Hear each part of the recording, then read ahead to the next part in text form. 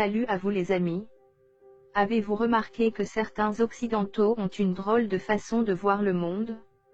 En effet, quand ils font leur guerre, c'est toujours pour le bien du monde. Quand ils ont une opinion, elle est internationale. Quand ils s'expriment, ils le font au nom de la communauté internationale. Quant à leurs valeurs, elles doivent être universelles. Quand ils ont une crise, elle devient mondiale. Quand ils parlent de leur langue, ce sont des langues.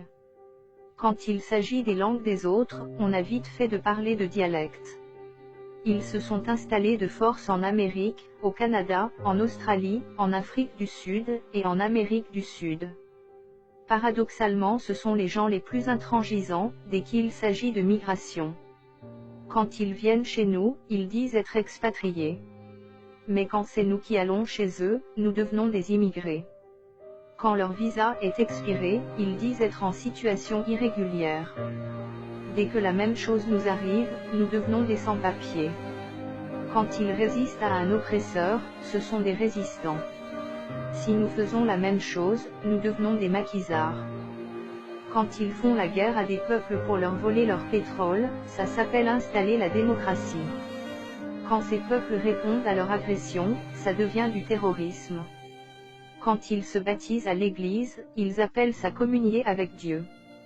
Mais quand nous faisons nos rites ancestraux, ça devient de la superstition. Quand certaines de nos femmes portent le voile par conviction religieuse, ce sont des femmes soumises et opprimées. Mais le même phénomène chez eux s'appelle une bonne sœur. Quand ils promettent des biens et services pour gagner des marchés, ça s'appelle du lobbying. La même chose chez nous, devient de la corruption. Et le plus drôle, ils font des milliards chaque année, grâce au pillage qu'ils ont savamment organisé depuis des siècles.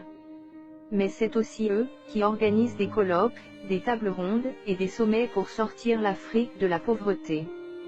Quand on est africain, et qu'on entend ça, on est juste plié de rire. D'où le syndrome du ricanement permanent, au risque de passer pour un sauvage.